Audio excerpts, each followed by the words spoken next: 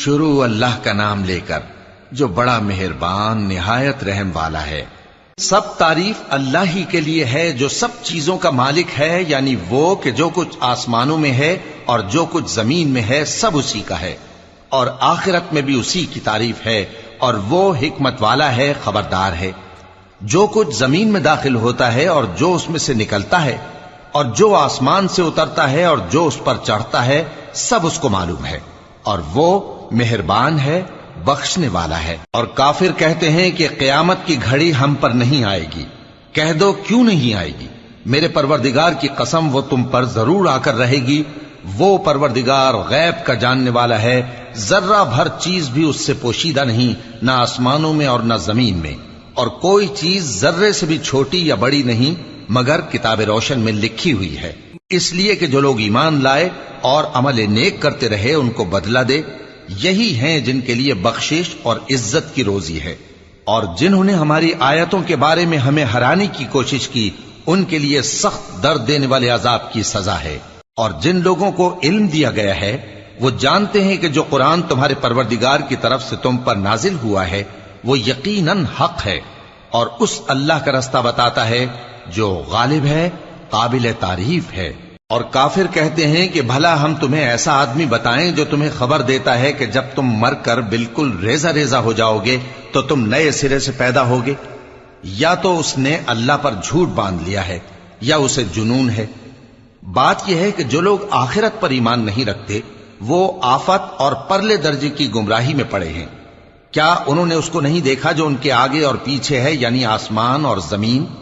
اگر ہم چاہیں تو ان کو زمین میں دھسا دیں یا ان پر آسمان کے ٹکڑے گرا دیں، اس میں ہر بندے کے لیے جو رجوع کرنے والا ہے ایک نشانی ہے۔ اور ہم نے داؤد کو اپنی طرف سے برتری بخشی تھی اور کہا تھا اے پہاڑوں ان کے ساتھ تسبیح کرو، اور پرندوں کو ان کا مسخر کر دیا، اور ان کے لیے ہم نے لوہے کو نرم کر دیا کہ کشادہ زرہیں بناؤ اور کڑیوں کو اندازے سے جوڑو، اور نیک عمل کرو، جو عمل تم کرتے ہو میں ان کو دیکھنے والا ہوں۔ اور ہوا کو ہم نے سلیمان کے تابع کر دیا تھا، اس کی صبح کی منزل 1 مہینے کی راہ ہوتی اور شام کی منزل بھی مہینے بھر کی ہوتی۔ اور ان کے لیے ہم نے تانبے کا چشمہ بہا دیا تھا، اور جنوں میں سے ایسے تھے جو ان کے پروردگار کے حکم سے ان کے آگے کام کرتے تھے، اور جو کوئی ان میں سے ہمارے حکم کے خلاف کرے گا اس کو ہم جہنم کی آگ کا مزہ چکھائیں گے۔ وہ جو چاہتے یہ ان کے لیے بناتے، یعنی قلعے اور تصویریں اور بڑے بڑے لگن جیسے تالاب اور دیگیں جو ایک ہی جگہ رکھی رہیں۔ اے آل داؤد شکر کرتے رہو، اور میرے بندوں میں شکر گزار تھوڑے ہیں۔ پھر جب ہم نے ان کے لیے موت کا حکم صادر کیا تو کسی چیز سے ان کا مرنا معلوم نہ ہوا مگر گھن کے کیڑے سے جو ان کے عصا کو کھاتا رہا۔ پھر جب وہ گر پڑے تب جنوں کو معلوم ہوا اور کہنے لگے کہ اگر وہ غیب جانتے ہوتے تو ذلت کی تکلیف میں نہ رہتے۔ اہل سبا کے لیے ان کے وطن میں ایک نشانی تھی، یعنی 2 باغ، ایک داہنی طرف اور ایک بائیں طرف۔ کہا گیا کہ اپنے پروردگار کا رزق کھاؤ اور اس کا شکر کرو، یہاں تمہارے رہنے کو یہ پاکیزہ علاقہ ہے اور وہاں بڑا بخشنے والا مالک۔ تو انہوں نے شکر گزاری سے منہ پھیر لیا، پس ہم نے ان پر بند توڑ سیلاب چھوڑ دیا، اور انہیں ان کے باغوں کے بدلے 2 ایسے باغ دیے جن کے میوے بدمزہ تھے اور جن میں کچھ تو جھاؤ کے پیڑ تھے اور تھوڑی سی بیریاں۔ یہ ہم نے ان کو ناشکری کی سزا دی، اور ہم سزا ناشکرے ہی کو دیا کرتے ہیں۔ اور ہم نے ان کے اور ملک شام کی ان بستیوں کے درمیان جن میں ہم نے برکت دی تھی ایک دوسرے کے متصل دیہات بنائے تھے جو سامنے نظر آتے تھے، اور ان میں آمد و رفت کا اندازہ مقرر کر دیا تھا کہ رات دن بے خوف و خطر چلتے رہو۔ تو انہوں نے دعا کی کہ اے پروردگار ہماری مسافتوں میں دوری پیدا کر دے، اور اس سے انہوں نے اپنے حق میں ظلم کیا، تو ہم نے انہیں نابود کر کے داستان بنا دیا اور انہیں بالکل منتشر کر دیا۔ اس میں ہر صابر و شاکر کے لیے نشانیاں ہیں۔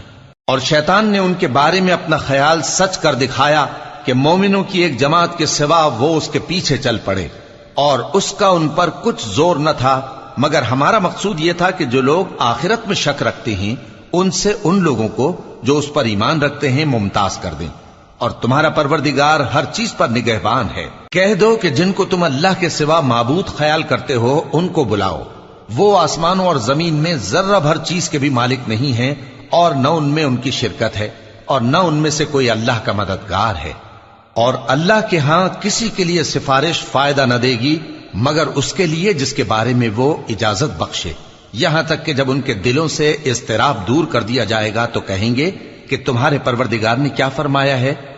فرشتے کہیں گے کہ حق فرمایا ہے، اور وہ عالی رتبہ ہے، گرامی قدر ہے۔ پوچھو کہ تم کو آسمانوں اور زمین سے کون رزق دیتا ہے؟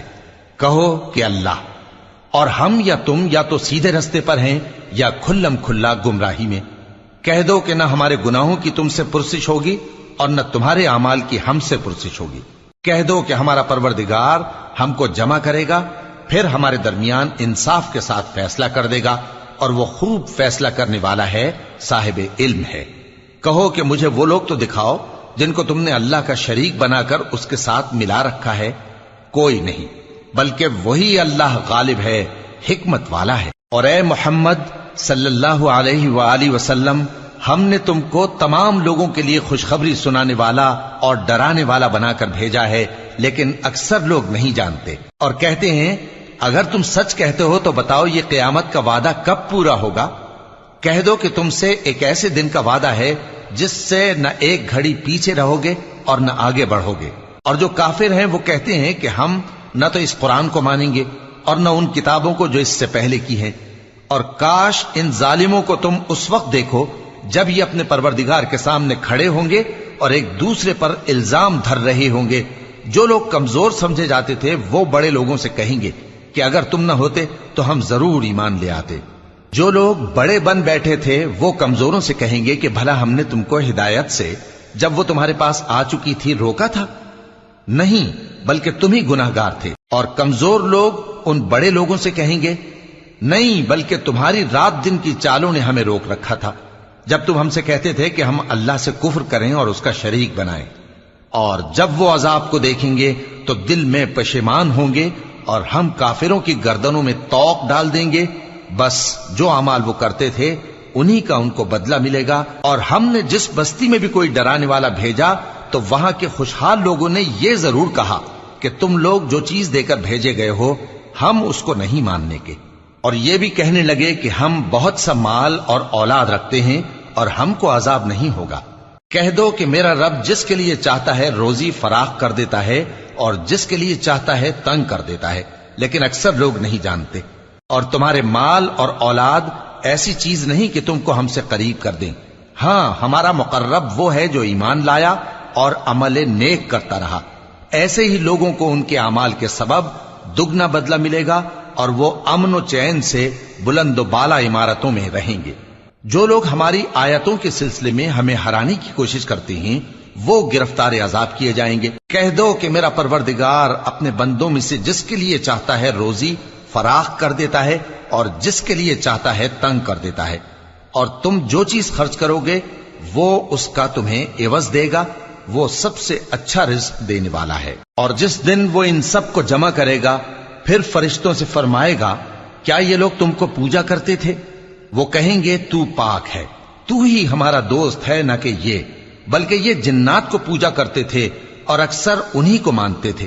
تو آج تم میں سے کوئی کسی کو نفع اور نقصان پہنچانے کا اختیار نہیں رکھتا، اور ہم ظالموں سے کہیں گے کہ اب دوزخ کے عذاب کا جس کو تم جھوٹ سمجھتے تھے مزہ چکھو۔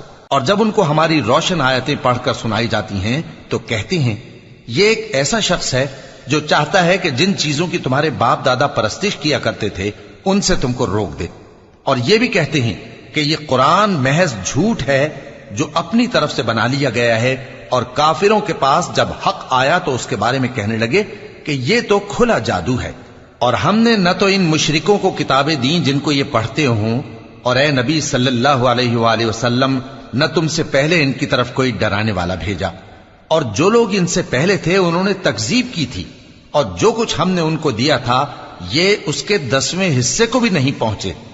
پھر انہوں نے میرے پیغمبروں کو جھٹلایا، سو میرا عذاب کیسا ہوا۔ کہہ دو کہ میں تمہیں صرف ایک بات کی نصیحت کرتا ہوں کہ تم اللہ کے لیے دو دو اور اکیلے اکیلے کھڑے ہو جاؤ، پھر غور کرو تمہارے رفیق یعنی اس نبی صلی اللہ علیہ وآلہ وسلم کو کسی طرح کا جنون نہیں، یہ تو تم کو سخت عذاب کے آنے سے پہلے ڈرانے والے ہیں۔ کہہ دو کہ میں نے تم سے کچھ صلہ مانگا ہو تو وہ تمہارا، میرا صلہ اللہ ہی کے ذمے ہے اور وہ ہر چیز سے خبردار ہے۔ کہہ دو کہ میرا پروردگار اوپر سے حق ہی نازل کرتا ہے اور وہ غیب کی باتوں کا جاننے والا ہے۔ کہہ دو کہ حق آ چکا اور باطل نہ تو پہلے کچھ کر سکتا ہے اور نہ دوبارہ کچھ کرے گا۔